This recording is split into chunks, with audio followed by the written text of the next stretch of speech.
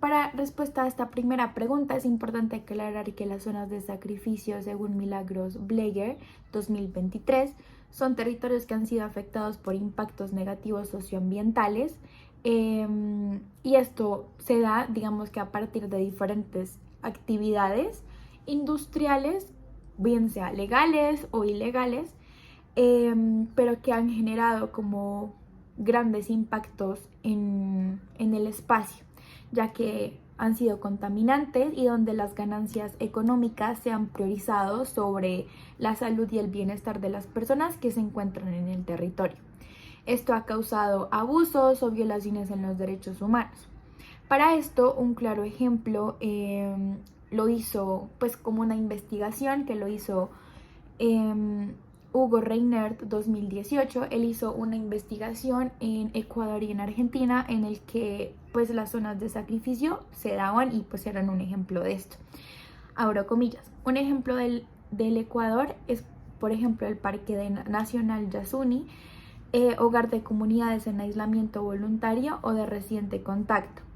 en la que los gobiernos de turno demandan sacrificios para extraer el crudo que se encuentra en el subsuelo, a pesar de saber los impactos rutinarios y accidentales que acompañan esta actividad. O también en Argentina, donde las fumigaciones para la producción agroindustrial son consideradas como actividad esencial. Entonces era lo que estaba comentando anteriormente, y es que se pone o se le da prioridad a la economía o a las ganancias económicas por encima del bienestar de la población que se encuentra, ya que digamos en el caso de Argentina, las fumigaciones fueron consideradas como una actividad esencial sin importar pues como el impacto que estaba generando en la sociedad en la sociedad que estaba cerca. Y por otro lado, la justicia ambiental, según el Departamento de Bienestar 2017, reconoce que todas las personas tenemos derecho a respirar aire puro, beber agua limpia, vivir en espacios libres de un aire tóxico, y esto pues va relacionado con la ley de la justicia ambiental. Bueno, entonces continuando un poco con el desarrollo de esta pregunta, consideramos que toda esta relación entre las zonas de sacrificio y la justicia ambiental se debe entender como un paradigma complejo. Y pues básicamente también es importante entender que el uso sustentable de los recursos naturales se vinculan intrínsecamente con las políticas públicas, y en este instante, o bueno, en ese momento, en el momento en el que se relacionan, es importante que se inserten aspectos de protección a los derechos fundamentales, así como la participación de actores para incidir en la toma de decisiones. Continuando un poco pues con el desarrollo de esta pregunta, la importancia de la justicia ambiental, según los autores Ramírez y Contreras 2014, se da a partir de la trascendencia que tiene en la vida no únicamente de los seres humanos, sino también en la vida del ecosistema mismo, y pues las consecuencias que tiene pues la pérdida del ecosistema en el ecosistema y en la vida de los seres humanos. Bueno, continuando un poco con el hilo conductor y pues ahora guiándonos en el tema de pues las zonas de sacrificios, según el autor Donos 2019, las zonas de sacrificio se caracterizan por la injusticia, que no hay validez de los derechos básicos de las personas, mientras pues que la justicia ambiental es un concepto con el que se busca garantizar estos derechos. Entonces, pues, aquí que encontramos básicamente la relación que hay entre estos dos conceptos. Y pues finalmente, como ahondando un poco entre la relación de la justicia ambiental y pues estas zonas de sacrificio, según lo expuesto anteriormente, es que ambos conceptos están centrados en el medio ambiente, y sea en la calidad de este para la población que habita en él o en buscar la manera de garantizar un ambiente sano y adecuado.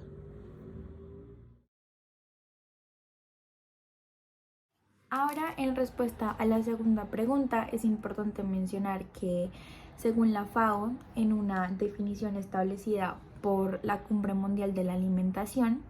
la seguridad alimentaria se da cuando todas las personas tienen un acceso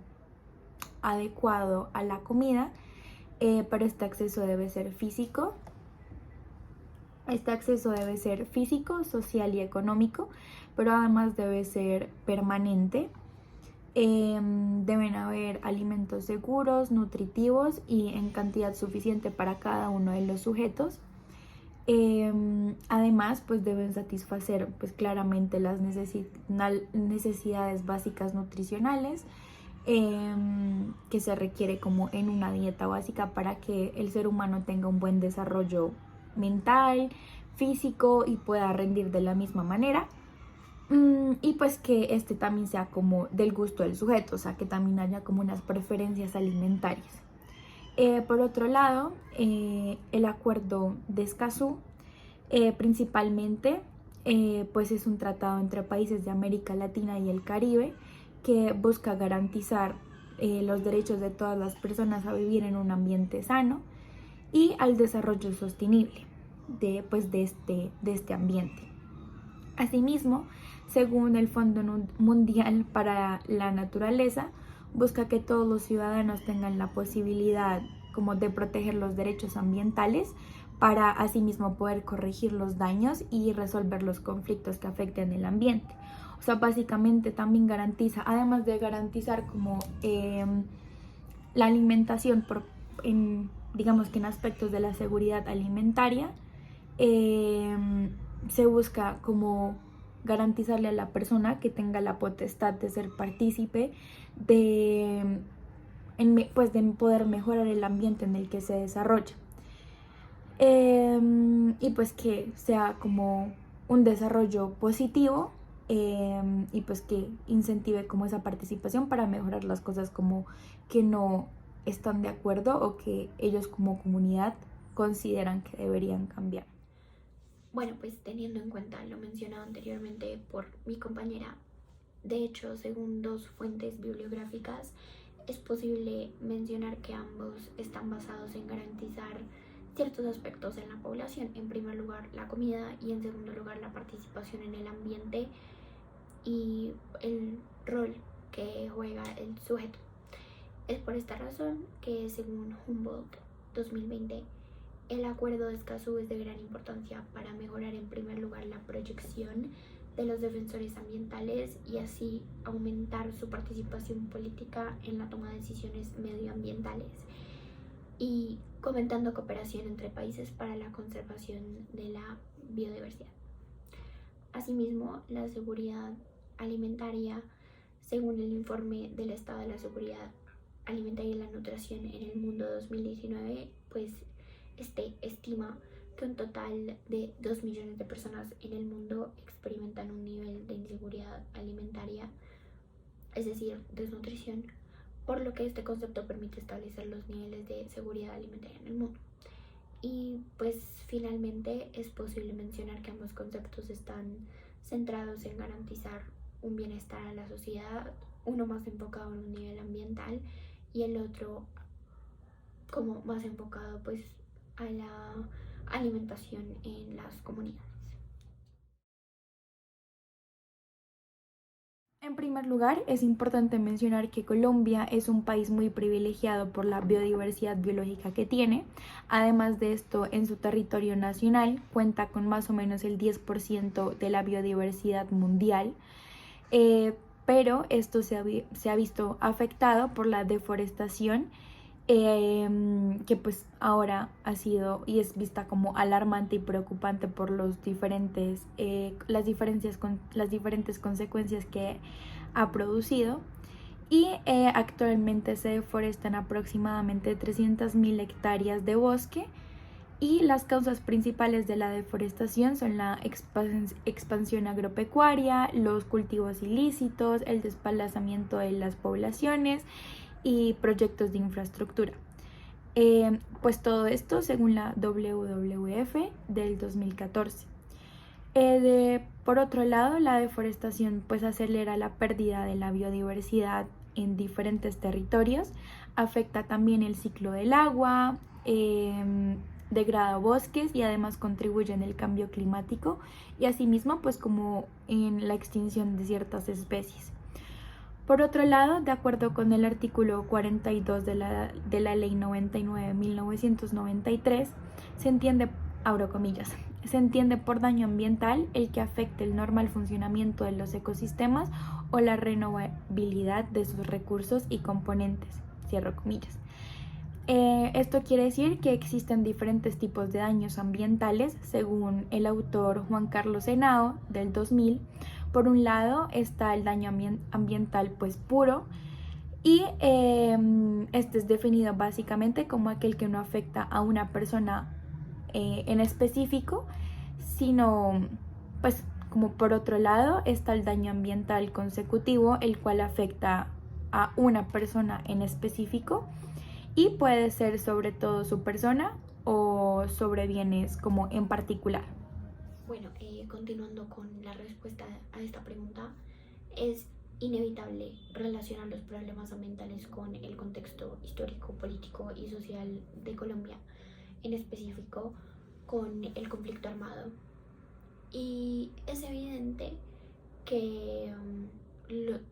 los recursos naturales son víctimas de los conflictos socioambientales, ya que en gran medida su deterioro, su explotación y su daño tienen lugar en la dinámica de dicho conflicto. Todo esto según Londoño 2014. Y las consecuencias derivadas de esta índole son el desplazamiento forzado, el cultivo ilícito, la erradicación de tierras, la apropiación de tierras, la tala indiscriminada de bosques, solo pues por mencionar algunas de las muchas consecuencias que tiene un conflicto armado en los ecosistemas de un país. Y pues es importante que con conflicto armado en Colombia nos referimos al periodo de tiempo en el que se desarrollan combates violentos por parte de grupos ilegales e insurgentes en enfrentamiento con el Estado colombiano dentro del territorio nacional. Pues sabemos que es un conflicto que surge a partir de diferencias políticas, sociales y económicas que lleva consigo una disputa por los recursos naturales de los cuales goza nuestro país y bueno, pues muchas otras implicaciones. Ahora bien, según Zamora 2020, pues según él no hay justicia, no hay paz territorial sin paz ambiental, que pues son los conceptos que estamos tratando pues en el desarrollo de esta pregunta. Y he aquí donde nosotras consideramos que se encuentran los retos del siglo XXI. Con respecto a la paz ambiental y la paz territorial, ya que para lograrlo es necesario la construcción y el fortalecimiento de políticas e instituciones en el sector ambiental en el país, pues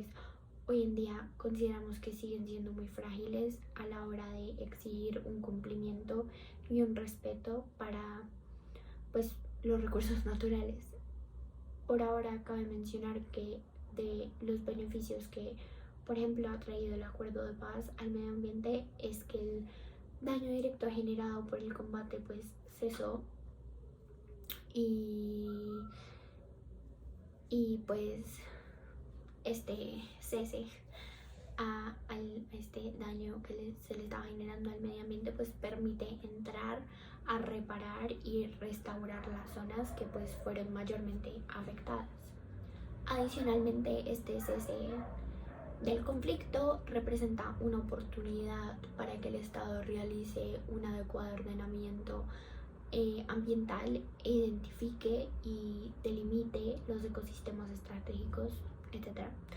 También pues consideramos que es tarea del gobierno implementar programas de reintegración de los desmovilizados con un enfoque ambiental. Entonces, programas que además pueden ser considerados como forma de reparación colectiva. También pues consideramos importante imponer sistemas de confesión de la verdad, de reparación y garantías, de no repetición a los excombatientes por parte de la JEP. Toda esta información pues según los autores Rodríguez et al. 2017, pero pues obviamente como todo hecho desde un análisis crítico pues desde nuestra parte, porque sí consideramos muy importante que se restaure como el vínculo como una sociedad colombiana, pero como lo decían anteriormente, también dándole un enfoque ambiental, ¿no? También como informando a las personas acerca de la importancia de cuidar nuestros ecosistemas, nuestro territorio, porque pues al fin y al cabo este es pues la base de muchas interacciones sociales. Entonces pues esta es la relación que le encontramos a pues estos dos conceptos que nos fueron expuestos.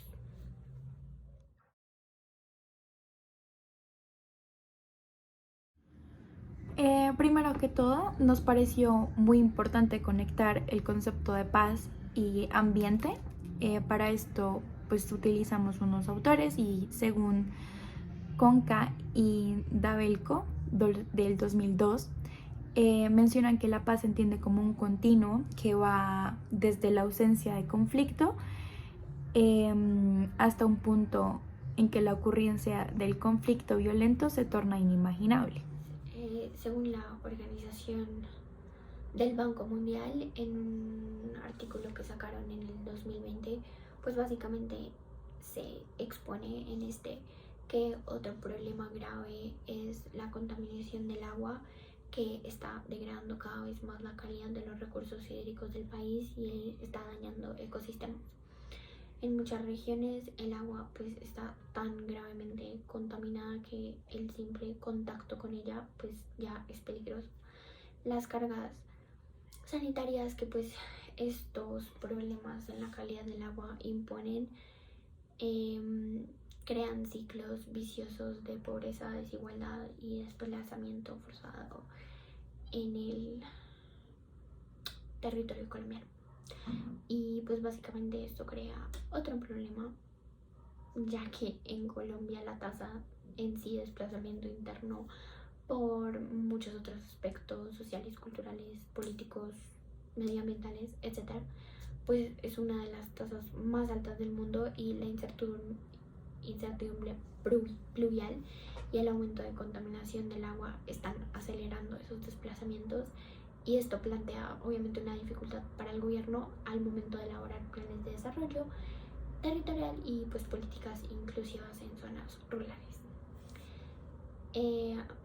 Como ahondando un poco más en el desarrollo de esta pregunta,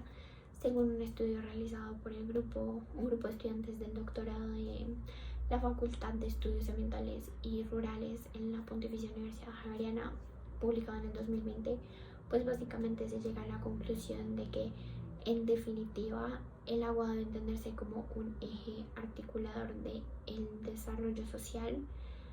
y también como un aspecto que soporta el funcionamiento de los ecosistemas, la diversidad biológica y el desarrollo social.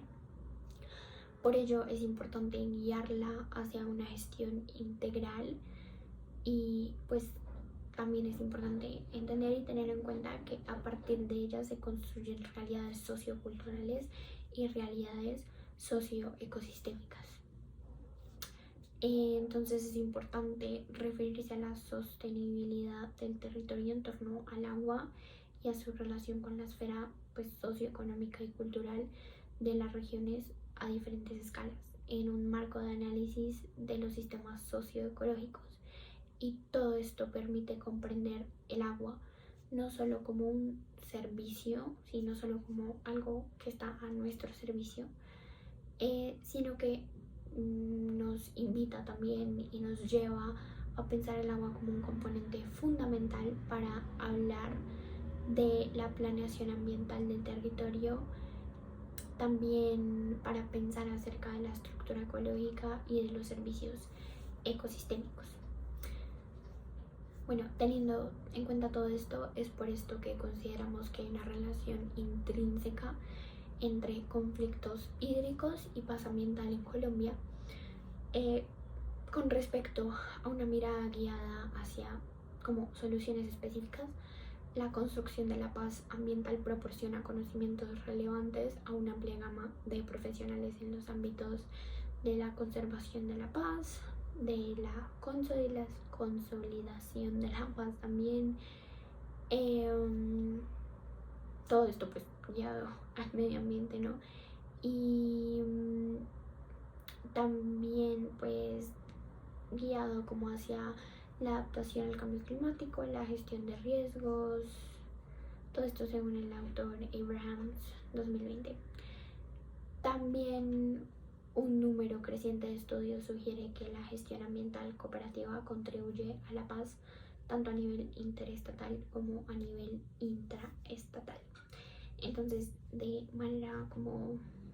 resumiendo y concluyendo, pues básicamente encontramos, y como lo dijimos anteriormente, pues que la paz es como la ausencia de conflicto, ¿no? Entonces, ¿cómo vamos a llegar a la paz ambiental si todavía seguimos teniendo todos estos conflictos hídricos que pues ya previamente se expuso que en efecto sí hay conflictos hídricos y que hay una relación intrínseca entre estos dos conceptos y que es importante tener en cuenta uno si queremos llegar pues a nuestra meta final, que consideramos que es la paz ambiental?